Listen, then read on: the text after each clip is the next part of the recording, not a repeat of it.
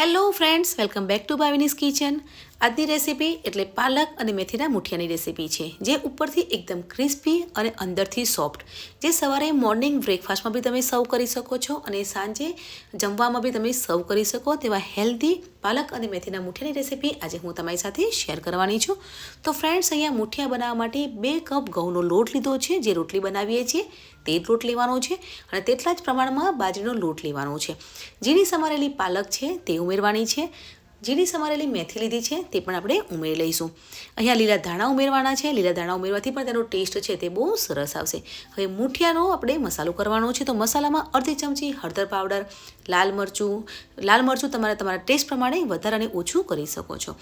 ધાણા જીરું પાવડર, સ્વાદ પ્રમાણે મીઠું ઉમેરવાનું છે અને ગરમ મસાલો ઉમેરવાનો છે.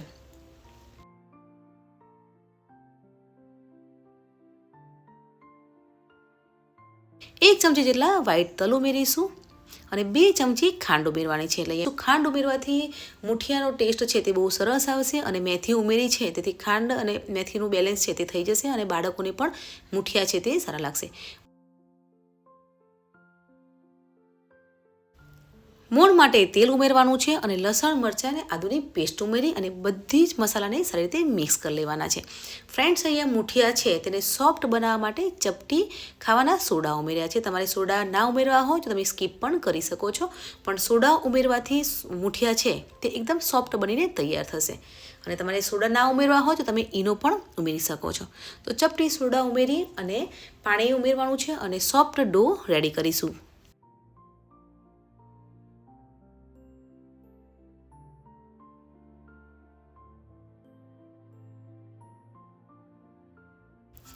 મેથી અને પાલકના મૂઠિયા બનાવવાનો લોટ છે તે બંધાઈ ગયો છે, તો 5 મિનિટ માટે ઢાંકીને મૂકી રાખવાનું છે, જેથી મસાલાની ફ્લેવર છે તે અંદર આવી જશે.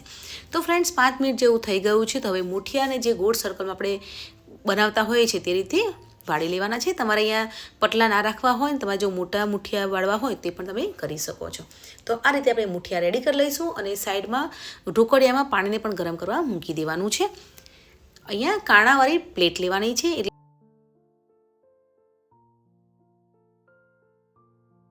બાફવાની જે પ્લેટ આવે છે કાણાવાળી તે લેવાની છે.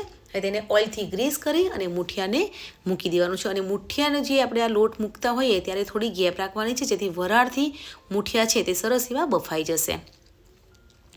તો આ રીતે આપણે બધા જ મૂઠિયા જે બનાવ્યા છે ગોળ તેને પ્લેટમાં મૂકી દેવાના છે અને 3 થી 4 મિનિટ માટે ધીમા ગેસ પર થવા દઈશું.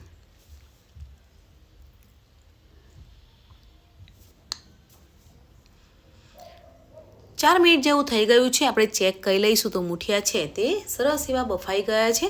તો ગેસને બંધ કરી લઈશું અને ઠંડા થવા માટે મૂકી દઈશું.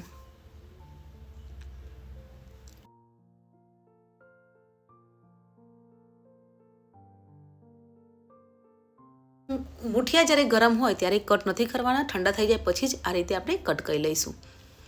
તો બધા જ મૂઠિયા છે તે સરસ એવા કટ થઈ ગયા છે. તમે જોઈ શકો છો કે મૂઠિયા છે તે એકદમ સોફ્ટ બનીને તૈયાર થઈ ગયા છે. તો હવે મૂઠિયાનો વઘાર કરીશું. મૂઠિયા તો બનીને તૈયાર થઈ ગયા છે, પણ હવે વઘારાશે તો ઉપરથી ક્રિસ્પી બનીને તૈયાર થશે. તો તેની માટે વઘાર કરીશું. તો વઘાર કરવા માટે પેનમાં તેલ લેવાનું છે. તેલ ગરમ થઈ જાય પછી અહીંયા 1 ચમચી જેટલા તલ ઉમેરવાના છે અને તલ થોડા ખીલી જાય પછી તેમાં લીલું મરચું જેને કટ કરી લીધું છે તે ઉમેરી લઈશું. ફ્રેન્ડ્સ, તમે અહીંયા કડી પત્તા પણ એટલે કે જે મીઠું લીમડું આવે છે તે પણ ઉમેરી શકો છો. હવે મરચું છે તે થોડુંક સંતરાઈ જાય પછી જે કટ કરેલા મૂઠિયા છે તેને ઉમેરી અને ધીમા ગેસ પર સાતળવાના છે, જેથી ઉપરથી એકદમ ક્રિસ્પી બનીને તૈયાર થશે.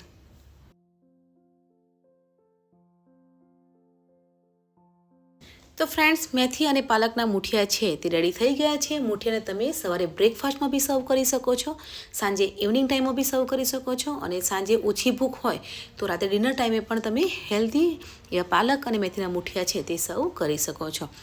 તો મૂઠિયા છે તે સરસ એવા ક્રિસ્પી થઈ ગયા છે. તો ગેસ બંધ કરી અને સર્વિંગ પ્લેટમાં સર્વ કરીશું. તો ગરમા ગરમ પાલક અને મેથીના મૂઠિયાને સર્વિંગ પ્લેટમાં સર્વ કરીશું.